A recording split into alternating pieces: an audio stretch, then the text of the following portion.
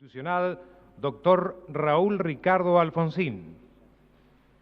Coloca en estos momentos el general Viñone, la banda presidencial, y ya es recibida por el doctor Raúl Ricardo Alfonsín. Hace lo mismo ahora. El gobierno de Alfonsín debió enfrentar el problema de la transición a la democracia en un país con una larga tradición de gobiernos militares que había llegado el terrorismo de Estado y la guerra. Tuvo como principal objetivo reinaugurar la democracia y la reivindicación de los derechos humanos. El 15 de diciembre de 1983, Alfonsín sancionó los decretos 157/83 y 158/83. Por el primero, se ordenaba enjuiciar a los dirigentes de las organizaciones guerrilleras, ERP y Montoneros. Por el segundo, se ordenaba procesar a las 3 juntas militares. Esta disposición fue denominada la teoría de los 2 demonios, pues limitaba a 2 cúpulas la responsabilidad en la violencia política y explicaba la violencia de Estado por la violencia guerrillera. Además, propuso que el Consejo Supremo de las Fuerzas Armadas juzgase en primera instancia las violaciones, distinguiendo entre quienes planearon la represión y emitieron las órdenes, quienes actuaron más allá de las órdenes, movidos por crueldad, perversión o codicia, y quienes las cumplieron estrictamente. La propuesta admitía la existencia de excesos sin precisarlos. Ello reforzó la idea de los organismos de crear una comisión bicameral, ya que la justicia militar, imaginaban, no impondría condenas. Los partidos de centroizquierda, el peronismo y sectores del propio gobierno comenzaron a apoyar esta iniciativa. Alfonsín temía que una comisión bicameral desembocara en una puja entre los legisladores por sancionar con más rigor a las Fuerzas Armadas, creando una situación de extrema tensión con los militares. A tan solo 5 días de ocupar el poder, el nuevo presidente firmó el decreto 187, que creó la CONADEP, Comisión Nacional sobre la Desaparición de Personas, para esclarecer los hechos violatorios a los derechos humanos del gobierno anterior, reuniendo denuncias y pruebas. El 15 de diciembre de 1983 nació la CONADEP, presidida por el escritor Ernesto Sábato e integrada por notables personalidades de distintos ámbitos de la cultura.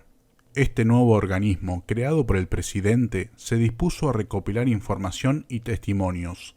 De esta manera se iban conociendo más casos de desaparecidos y se lograron encontrar centros de concentración clandestinos de los que aún no se tenía idea.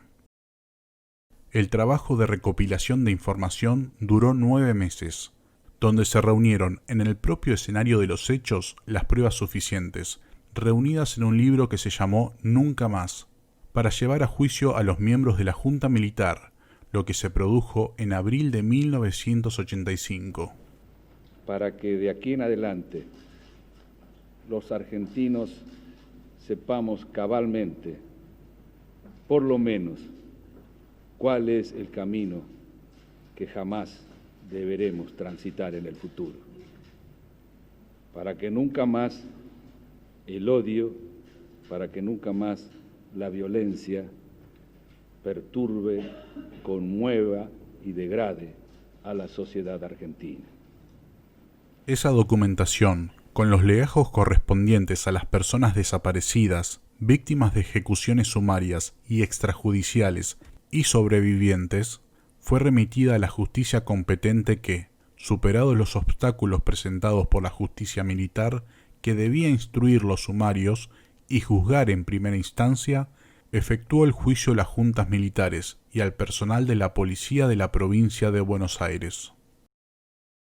Este proceso ha significado, para quienes hemos tenido el doloroso privilegio de conocerlo íntimamente, una suerte de descenso a zonas tenebrosas del alma humana, donde la miseria, la abyección y el horror registran profundidades difíciles de imaginar antes y de comprender después.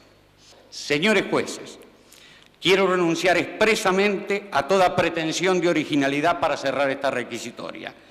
Quiero utilizar una frase que no me pertenece, porque pertenece ya a todo el pueblo argentino. Señores jueces, nunca más.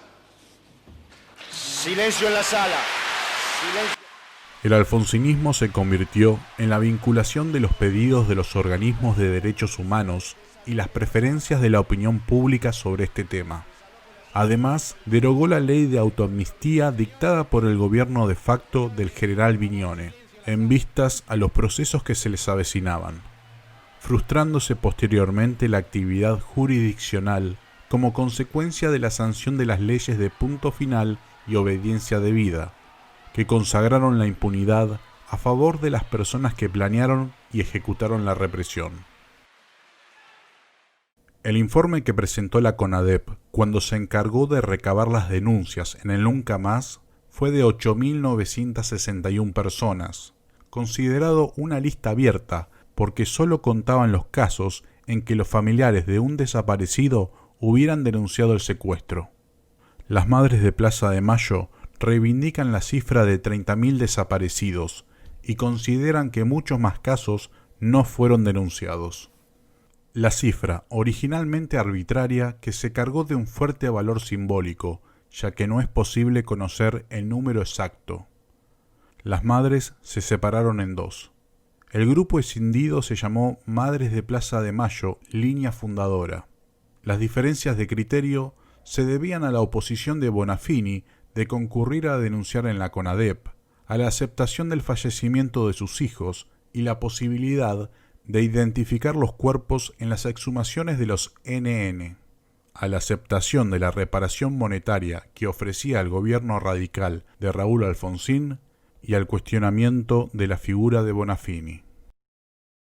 En julio de 1984 se vio el programa especial Nunca Más por la pantalla de Canal 13, con testimonios de sobrevivientes de los campos y de familiares de víctimas. Mi hija, Laura Estela Carlotto, fue secuestrada el 26 de noviembre de 1977 en la capital federal.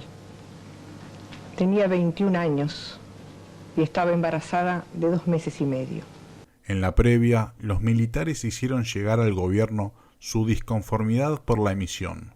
Alfonsín discutió con sus colaboradores si emitirlo con el costo de irritar a los militares o prohibirlo, pese a que ya estaba anunciado, y enfrentar el escándalo público. Sábato amenazó con renunciar si se prohibía la emisión. Para atenuar los ánimos, el ministro del Interior terminó hablando a manera de prólogo al comenzar el envío.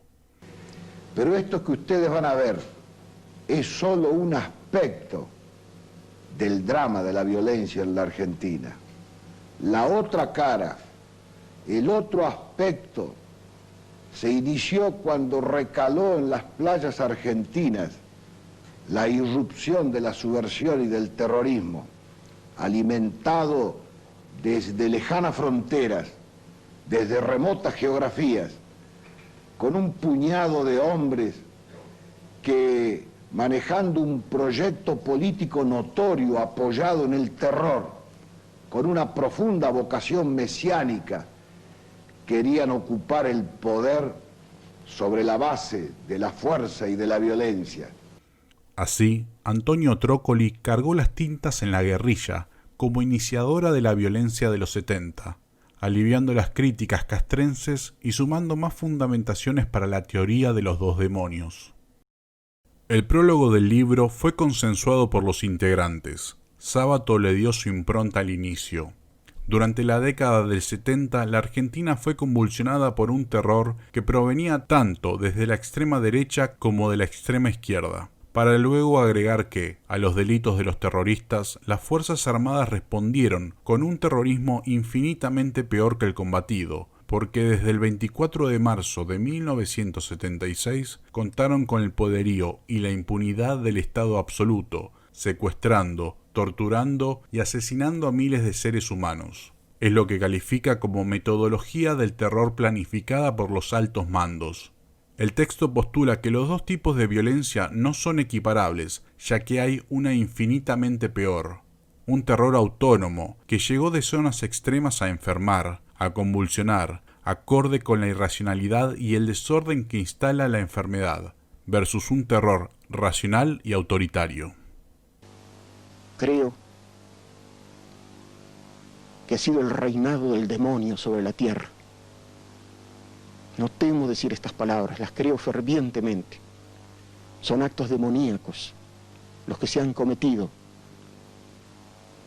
no ya contra los presuntos o reales culpables de algo, sino contra la inmensa mayoría de inocentes absolutos.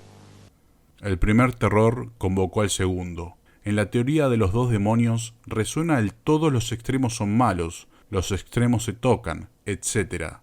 Desde esta neutralidad, el prólogo plantea que los dos extremos fueron demonios. Esto infiere que el bando subversivo debía ser derrotado, como todo demonio. El problema era cómo. Todavía no he recibido. Todavía no he recibido ninguna. ¿Con cuántos hombres se está desplazando? Y alrededor de 60 más o menos. ¿Vienen más? No sabría decirte. El primero de los levantamientos cara pintada tuvo lugar en la Pascua de 1987, con la excusa de las acciones administrativas llevadas a cabo por la cúpula de las Fuerzas Armadas sobre los beneficiarios del punto final, personal con jerarquía de suboficiales y oficiales con grado menor a coronel. Las leyes de punto final y obediencia debida eran la expresión del desorden con el que avanzaba el proceso de transición democrática.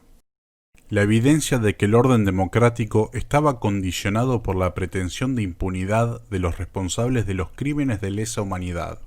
La ley de punto final ponía un plazo de 60 días para definir procesamientos a involucrados en los crímenes de la dictadura, que vencía en marzo de 1987. La limitación temporal a los procesamientos que implicó esa ley no fue suficiente para los militares. ¿Cómo puedo estar yo tranquilo cuando un suboficial mío la semana pasada ha quedado en prisión preventiva? Él no sabe por qué cuál ha sido su actuación en la guerra. Sí sabe que está preso por excesos. El 15 de abril de 1987, cuando debía presentarse ante los tribunales el mayor Ernesto Barreiro, buena parte del ejército se había levantado para exigir a las instituciones el olvido definitivo del pasado inmediato. ¡Argentina! ¡Argentina! ¡Argentina! ¡Argentina! Se acerca el teniente coronel Rico. Con el señor presidente, como comandante en jefe de la Fuerza Armada. Tras la negociación entre el presidente y Aldo Rico, se envió al Congreso el proyecto de ley de obediencia debida, que terminaba definitivamente con la posibilidad de enjuiciar a cualquier militar por debajo de los que habían tenido los cargos de mayor responsabilidad durante la dictadura.